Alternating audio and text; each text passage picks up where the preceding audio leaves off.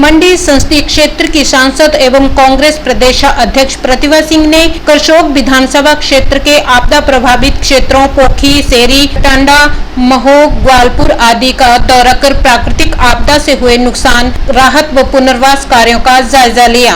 उन्होंने प्रभावित लोगों से वार्ता कर उनका दुख दर्द साझा किया। सांसद ने प्रभावित परिवारों को हर संभव सहायता प्रदान करने का आश्वासन दिया। पोखी गांव में सांसद प्रतिभा सिंह ने कहा कि आपके क्षेत्र की सांसद होने के नाते मैं स्वयं आप सब लोगों का दुख दर्द जानना चाहती थी, समझना चाहती थी, इसलिए आपके बीच आई हूँ। उन्होंने कहा कि हमारी सरकार एवं प्रदेश के मुख्यमंत्री सुखविंदर सिंह सुक्खू स्वयं सबसे आगे होकर प्रदेश को आपदा से बाहर निकालने के लिए दिन रात कार्य कर रहे हैं। आपदा के कारण क्षतिग्रस्त हुए मूलभूत ढांचे को प्राथमिकता के आधार पर फिर से तैयार किया जा रहा है। उन्होंने कहा कि प्रदेश के लोक निर्माण मंत्री विक्रमादित्य सिंह भी सड़कों की हालत सुधारने के लिए दिन रात कार्य कर रहे हैं। उन्होंने कहा कि लोक निर्माण विभाग के अधिकारियों ने प्राथमिकता के आधार पर प्राकृतिक आपदा से बंद हुए सड़कों को बहाल किया है, जिसके परिणाम स्वरूप ही लोगों की सेब की फसल मंडियों तक पहुंच पाई है। सांसद प्रतिभा सिंह ने कहा कि हिमाचल को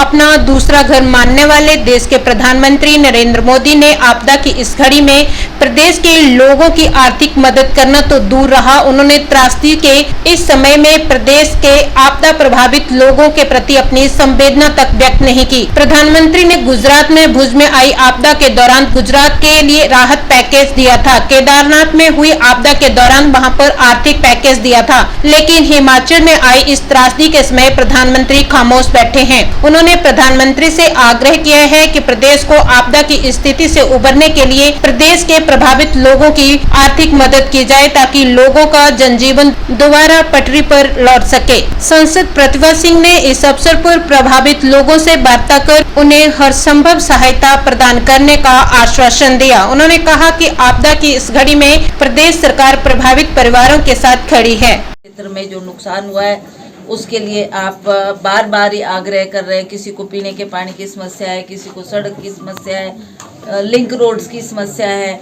इसी का जायजा लेने के लिए हम आज आपके बीच में आए हैं। हालांकि ये त्रासदी पूरे हिमाचल प्रदेश में हुई है।